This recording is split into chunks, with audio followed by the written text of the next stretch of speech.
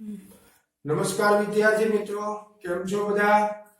ધોરણ 12 વિષય અર્થશાસ્ત્ર પાઠ 8 માં કૃષિ ક્ષેત્રમાં આપણે સંસ્થાકીય સુધારાઓ ગયા વિડિયો લેક્ચરની અંદર વાત થઈ ગઈ. હવે આ વિડિયોની અંદર આપણે ખેતી ક્ષેત્રે જે ટેકનોલોજીકલ સુધારાઓ આવ્યા છે એના વિશે વાત કરવાની છે. તો સંસ્થાકીય સુધારાની સરખામણીમાં ટેકનોલોજીકલ જે સુધારા છે એ વધારે સરળ અને ઝડપી લાભ આપનારા છે. ખેતીની અંદર જે સંસ્થાકીય સુધારા આવ્યા એના કરતા ટેકનોલોજીકલ સુધારાઓ છે વધારે ઉત્પાદન આપનારા ખેતીની અંદર અને સરળ અને વધારે લાભ આપનારા છે એ આ સુધારાઓ છે. ટેકનોલોજીકલ સુધારાથી ઘણા બધા ખેતીની અંદર ફેરફાર થયા, ઘણા બધા સુધારાઓ કરવામાં આવ્યા. આ સુધારાઓ નીચે મુજબ છે. એમાં પહેલું છે સુધારેલા બિયારણો. તો કે ભાઈ વૈજ્ઞાનિક સંશોધન દ્વારા સુધારેલા જે કાંઈ પણ બિયારણો હતા જેને આપણે હાઇબ્રિડ બિયારણો કહેવામાં આવે એનો વિકાસ કરવામાં આવ્યો. આવા વૈજ્ઞાનિક પદ્ધતિથી તૈયાર થતા બિયારણો છે વધારે પેદાશ આપે છે. પહેલા જૂના પ્રકારના જે પરંપરાગત બિયારણો હતા એના કરતા સુધારેલા અને હાઇબ્રિડ બિયારણો ખેતીની અંદર વધારે છે એ ઉત્પાદન આપે છે. આ ઉપરાંત ઝડપી પાક તૈયાર કરી આપે છે. રોગોની સામે સફળ સામનો કરી શકે તે પ્રકારના આ હાઇબ્રિડ બિયારણો હોય છે, જેનાથી ખેડૂતને સારું એવું ઉત્પાદન થાય છે.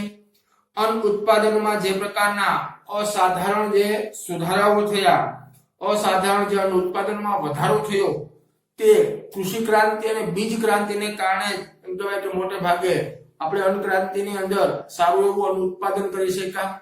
તો એના પાછળનું કારણ બીજ ક્રાંતિ અથવા તો એમ કહેવાય કે કૃષિ ક્રાંતિ કહી શકાય. રાષ્ટ્રીય કૃષિ સંશોધન સમિતિ, રાષ્ટ્રીય બીજ નિગમ અને કૃષિ વિશ્વવિદ્યાલયોની અંદર જે પ્રકારે સુધારેલા બિયારણો જે વિકસાવવામાં આવતા, આવા બિયારણોને ખેડૂતો સુધી પહોંચાડી અને ખેડૂતોને એના પ્રત્યે માર્ગદર્શન આપવામાં આવતું, જેને કારણે આજનો ખેડૂત સારું એવું ખેતીની અંદર ઉત્પાદન લઈ શકે છે અને સાચા અર્થમાં ખેત ઉત્પાદકતા આપણે ઊંચી લઈ જઈ શકીએ છીએ. તો હકીકતમાં ટેકનોલોજીકલ સુધારાની અંદર જે પરંપરાગત બિયારણની જગ્યાએ આપણે જે સુધારેલા બિયારણો જેને આપણે હાઇબ્રિડ બિયારણો કહેવાય એ હાઇબ્રિડ બિયારણો જે વિકસાવવામાં આવ્યા તેનાથી ભારતની ખેતીની અંદર સારું એવું એમ કહેવાય કે ઉત્પાદન થતું થયું. સાથે સાથે ખેડૂતોની આવકની અંદર પણ સારો એવો વધારો થયો. ત્યાર પછી આવે બીજું ટેકનોલોજીકલ સુધારામાં રાસાયણિક ખાતરોનો વપરાશ. પહેલાના સમયની અંદર છાણિયું ખાતર જેને આપણે દેશી ખાતર કહીએ એનો ઉપયોગ થતો, પરંતુ હવે એમ કહેવાય કે ટેકનોલોજીકલ સુધારામાં ખેડૂત છે એ રાસાયણિક ખાતર વાપરતો થયો છે. સુધારેલા બિયારણોના ઉપયોગની સાથે સાથે રાસાયણિક ખાતરનો ઉપયોગ પણ ભારતમાં સારો એવો નોંધપાત્ર વધારો થયો. આ રાસાયણિક ખાતર છે પાકને પૂરતું પોષણ મળી રહે અને શક્ય તેટલો ઝડપી વિકાસ થાય તે હેતુથી વિવિધ પાક પર રાસાયણિક ખાતરોના કરેલ પ્રયોગથી સિદ્ધ થયેલ રાસાયણિક ખાતરો પાકની ઊંચી ઉત્પાદકતા માટે ખૂબ જ ફાયદાકારક છે. હવે હાઇબ્રિડ બિયારણો વાવે સાથે સાથે એ બિયારણોને એ છોડને પૂરતું પોષણક્ષમ એમ કહેવાય કે તાકાત મળી રહે એ માટે રાસાયણિક ખાતરનો પણ ઉપયોગ છે ભારતનો ખેડૂત કરતો થયો છે, જેનાથી છોડનો ઝડપથી વિકાસ થયો છે, ઝડપથી ઉત્પાદન કરી શક્યા છે. એટલે રાસાયણિક ખાતર પણ એક ટેકનોલોજીકલ સુધારો છે, જેને કારણે ભારતનો ખેડૂત સારી એવી ઉત્પાદકતા વધારી શક્યો છે. ભારતના રાસાયણિક ખાતરના ઉત્પાદન માટે જાહેર ક્ષેત્ર એટલે કે સરકારી જે કાંઈ પણ ઉદ્યોગો છે તેના દ્વારા પ્રયાસ કરવામાં આવે છે. આ ઉપરાંત મોટા પ્રમાણમાં જરૂરી આયાત કરી ખેડૂતોને નીચા ભાવે એટલે કે સબસિડી ભાવે ખાતર ઉપલબ્ધ કરાવવામાં આવે છે. સરકારી જે કાંઈ પણ ઉદ્યોગો છે ત્યાંથી રાસાયણિક ખાતરનું ઉત્પાદન કરી અને જ્યારે ખાતરની મોટા પાયે ખેડૂતોમાં માંગ હોય ત્યારે આયાત કરી અને ખેડૂતોને છે એ સબસિડી સ્વરૂપે અમુક ટકા એમ કહેવાય કે સબસિડી સરકાર ભરે છે અને અમુક ટકા ખેડૂતો પાસેથી વસૂલ કરી અને ખેડૂતોને છે રાસાયણિક ખાતર આપવામાં આવે, જેથી કરીને દરેક ખેડૂતોને રાસાયણિક ખાતર પ્રાપ્ત થાય એ માટે રાસાયણિક ખાતરોની અંદર સબસિડી પણ સરકાર છે આપે છે. જેને કારણે આજે ખેતીના કોઈ પણ પાકની અંદર ઉત્પાદનની અંદર વધારો થયો. તો રાસાયણિક ખાતરનો વપરાશ થતા અને હાઇબ્રિડ બિયારણો આવતા છે એ ખેત ઉત્પાદન આપણે વધારી શક્યા. તો આ એક ટેકનોલોજીકલ પરિબળ કહેવાય. ત્યાર પછી ત્રીજું ટેકનોલોજીકલ પરિબળમાં છે સિંચાઈની સગવડમાં વધારો. ભારતનું કૃષિ ક્ષેત્ર મોટા ભાગે આકાશી ખેતી એટલે કે અવકાશી ખેતી કહેવાય, એટલે વરસાદ ઉપર આધારિત ખેતી છે. એટલે કે ભારતની ખેતી મુખ્યત્વે વરસાદ ઉપર આધાર રાખે છે.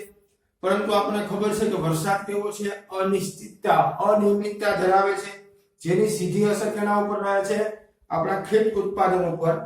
ભારતમાં ખેતીનો મુખ્ય પ્રશ્ન સિંચાઈની સગવડોની અપૂરતિ છે. ધારો કે ભારતના રાજ્યોની વાત કરીએ તો ભારતના જેટલા રાજ્યો છે એમાં દરેક જગ્યાએ સિંચાઈની સગવડ નથી.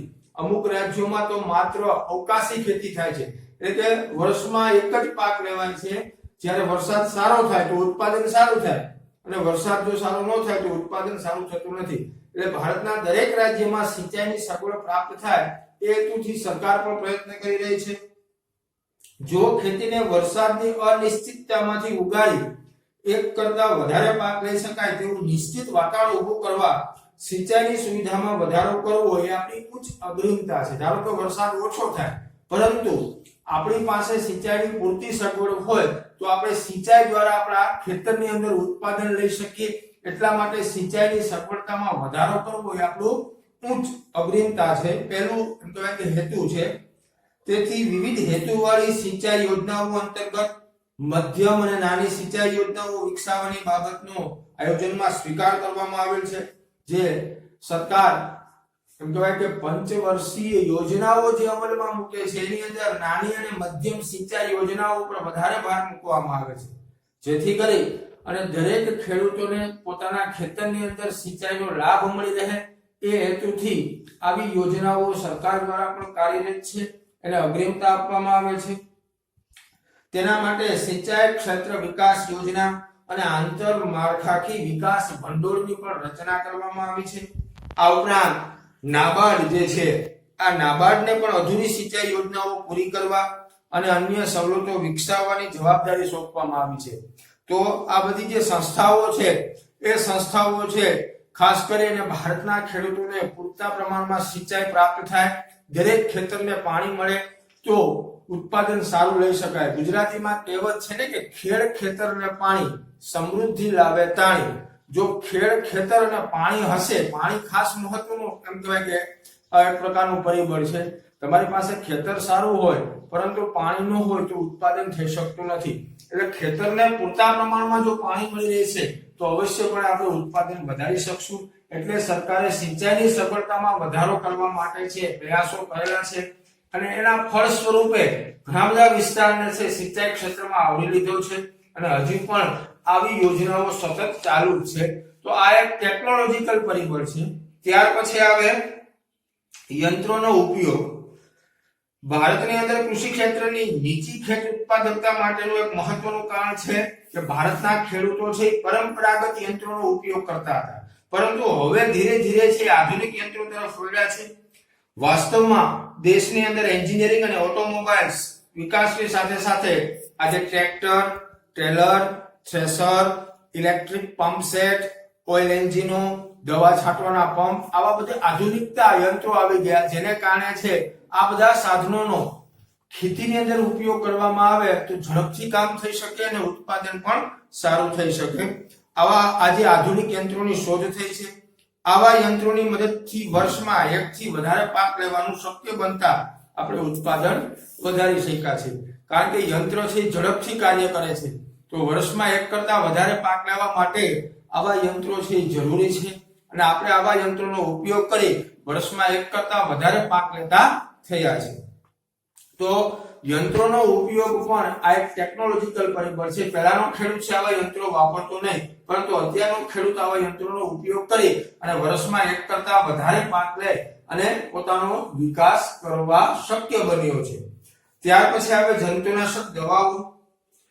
તો તૈયાર જે આપણો ખેતીની અંદર જે પાક તૈયાર થાય છે એને રોગો અને જંતુઓથી બચાવવા માટે બરાબર છે જંતુનાશક દવાઓ પહેલાના સમયની અંદર એવી છાંટવામાં ન આવતી, પરંતુ આજે અનેક પ્રકારના રોગ થયા, તો તો એના રક્ષણ માટે, પાકના રક્ષણ માટે અનેક પ્રકારની જંતુનાશક દવાઓ છે આપણે છંટકાવ કરતા થયા છે, જેનો આપણે સવિશેષ ઉપયોગ કરતા થયા છે, અને કહેવાય કે સારી એવી આપણું ઉત્પાદન છે લઈ શકીએ છીએ. તો હકીકતમાં જંતુનાશક દવાઓ પણ એક ટેકનોલોજીકલ પરિબળ છે. પહેલાનો ખેડૂત છે આવી દવાઓનો ઉપયોગ ન કરતો, આથી એની ઉત્પાદકતા છે કેવી હતી? નીચી હતી. પરંતુ આજનો ખેડૂત છે આવી જંતુનાશક દવાઓનો ઉપયોગ કરીને સારા પ્રમાણમાં ઉત્પાદન લઈ શકે છે, જેથી પોતાના પાકને રોગો સામે રક્ષણ મેળવી શકે છે અને સારું એમ કહેવાય કે ઉત્પાદન પ્રાપ્ત કરી શકે છે. તો જંતુનાશક દવા પણ એક ટેકનોલોજીકલ પરિબળમાં સમાવેશ થાય. અને છેલ્લું છે ભૂમિ પરીક્ષણ. ભૂમિ એટલે જમીનનું પરીક્ષણ. સમયે સમયે તમારા જમીનનું તમારે લેબોરેટરી ટેસ્ટિંગ કરાવવું જોઈએ દરેક ખેડૂતે. કારણ કે આપણે સતત એકને એક પાક વાવતા, જમીનની અંદર એકને એક પાક વાવીએ તો જમીનમાં અમુક તત્વોની ઉણપ હોય છે અને એને કારણે છે પાક નબળો થતો હોય, ઉત્પાદન ઘટતું હોય છે. તો અમુક સમયે આપણે ભૂમિનું પરીક્ષણ કરવું જરૂરી છે. વૈજ્ઞાનિક ઢબે ખેતીમાં પાક લેતા રહેતા પહેલા ભૂમિ પરીક્ષણ કરવાની પ્રથા પણ કહેવાય કે પ્રચલિત બની છે. તે પરીક્ષણ જે તે પાકને અનુકૂળ જમીનની ગુણવત્તા છે કે નહીં અને જે તે જમીનમાં ખૂટતા ઘટકોની અને તેના પ્રમાણની માહિતી આપે છે, જેથી પાક લેતા અગાઉ જમીનની ખાસ પ્રકારની ઉણપને તમે દૂર કરી શકો. ધારો કે તમારા જમીનની અંદર તમારે કોઈ પણ પાક વાવવો છે, કપાસ છે, ચણા છે, તુવેર છે, મગફળી છે, કોઈ પણ તેલીબિયા પાક હોય, ધાન્ય પાક હોય, જાડા ધાન્ય પાક હોય, રોકડિયા પાક હોય, ફળ હોય કે શાકભાજીનો પાક વાવો. કોઈ પણ પાક વાવતા પહેલા તમારે તમારી જમીનનું ટેસ્ટિંગ, લેબોરેટરી કરવી જરૂરી છે.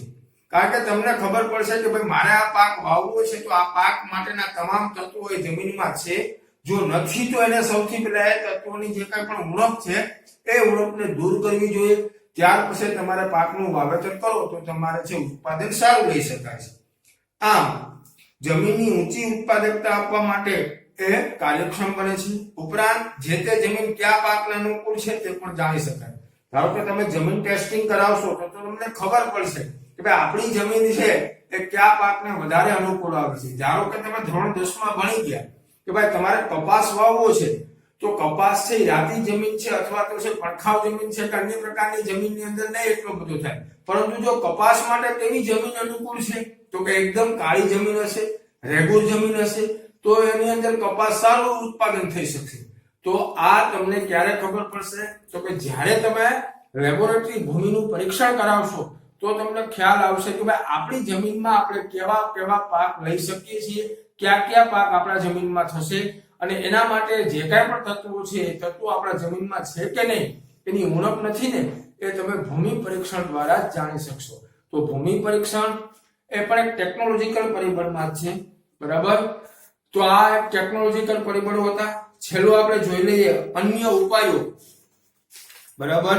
તો અન્ય ઉપાયો પણ એક ઘણા બધા અન્ય ઉપાયો છે. એમાં કૃષિ ક્ષેત્રની ઉત્પાદકતા વધારવા માટે ખેડૂતોને શિક્ષિત કરવામાં આવે અને ખેતીની નવીન પ્રકારની પદ્ધતિઓથી ખેડૂતોને જો માહિતગાર કરવામાં આવે, ખાસ કરીને ગ્રામ્ય અર્થતંત્રની અંદર જે કુરિવાજો છે તેની બાબતમાં પણ એમ કહેવાય કે ખેડૂતોને જાગૃત કરી તેમજ માત્ર પ્રારબ્ધના વાદને સહારે બેસી ન રહેવા બાબતે તેમને સમજૂતી આપી શકાય છે. ગામડાની અંદર ખાસ કરી કારણ કે ગામડાની અંદર જે ખેડૂતો છે એ નિરક્ષર છે અને મોટે ભાગે ગામડામાં એવું માનતા હોય કે ભાઈ નસીબમાં હશે એ થશે, પ્રારબ્ધ ઉપર છે બેસી રહેતા હોય. ખરેખર પ્રારબ્ધ ઉપર બેસી ન રહેવું જોઈએ, કર્મ કરવું જોઈએ, કાર્ય કરવું જોઈએ અને આગળ વધવું જોઈએ અને એવું જાગૃતિ આપવી જોઈએ. આ ઉપરાંત કૃષિ મેળા જેવા તમામ નવીનતમ ઉપાયો ખેત ઉત્પાદકતા વધારવા ઉપયોગી સાબિત થાય છે. તમને ખબર જ છે કે દર વર્ષે સરકાર છે લાખો રૂપિયાના ખર્ચે કૃષિ મેળાઓ યોજે છે અને આ કૃષિ મેળાની અંદર નવીન નવીન ટેકનોલોજી પદ્ધતિઓ છે એ ખેડૂતો સુધી પહોંચાડવા માટે છે પ્રયાસ કરવામાં આવે તો ખેડૂતોએ આવા કૃષિ મેળાનો ઉપયોગ પણ કરવો જોઈએ. આ ઉપરાંત ખેડૂતોને ખેતી સંલગ્ન પ્રવૃત્તિ જેમ કે પશુપાલન, મરઘા બતકા ઉછેર, ફૂડ પ્રોસેસિંગ કાર્યો, જંગલ જેવા સંશોધનનો વ્યાપક ઉપયોગથી પણ ખેતી ક્ષેત્રનું ભારણ ઘટે છે, જે ઉત્પાદકતા વધારવા ઉપયોગી બને છે. ખેડૂતોએ ખેતી સંલગ્ન બીજી ઘણી બધી પ્રવૃત્તિઓ છે જેમ કે પશુપાલન એ ખેતી સાથે કરી શકાય, મરઘા બતકા ઉછેર કેન્દ્ર ખેતી સાથે કરી શકાય, ફૂડ પ્રોસેસિંગ કાર્ય કોઈ પણ તમારા ખેતરમાં બાગાયતી પાક છે ને જે કાંઈ પણ ઉત્પાદન થયું ને પ્રોસેસ કરી એમાંથી કઈ નવી વસ્તુ બનાવવું તો એ પણ તમે કરી શકો છો. આમ આવા બધા જો કાર્યો કરવામાં આવે તો ખેતી ઉપરનું ભારણ ઘટાડી શકાય છે. અહીં ખૂબ ઉપયોગી એવા નાના પાયાના ઉદ્યોગોનો વ્યાપ જો ગ્રામ્ય અર્થતંત્ર સુધી ફેલાવવામાં આવે તો આવા ઉદ્યોગો સાથે ગ્રામ્ય અર્થતંત્રનો પણ વિકાસ થશે અને ખેતીને સહાયક બનતા વાસ્તવમાં ખેત ઉત્પાદકતા વધારવી શક્ય અને સરળ બનશે. તો આવા નાના જે ઉદ્યોગો છે જે માત્ર ને માત્ર ખેતી ઉપર નિર્ભર છે એવા ઉદ્યોગોને જો ગામડા સુધી છે ફેલાવવામાં આવશે, ગામડા સુધી લઈ જવામાં આવશે તો ગામડાનો અથવા ગ્રામ્ય અર્થતંત્રનો વિકાસ થશે, સાથે સાથે ગામડાના લોકોને રોજગારી મળશે, શહેરીકરણ ઘટશે અને ખેતીની આવક છે એ વધારી શકાશે. એટલા માટે આ અન્ય ઉપાય છે કે ભાઈ ખેતી સાથે સંલગ્ન જે કાંઈ પણ પ્રવૃત્તિઓ છે તમામ પ્રવૃત્તિઓ જો કરવામાં આવશે તો અવશ્યપણે છે આપણે વિકાસ કરી શકશું. અહીંયા સુધી રાખીએ. નેક્સ્ટ વિડિયોની અંદર આપણે નવી વાત કરશું. ત્યાં સુધી જય શ્રી કૃષ્ણ.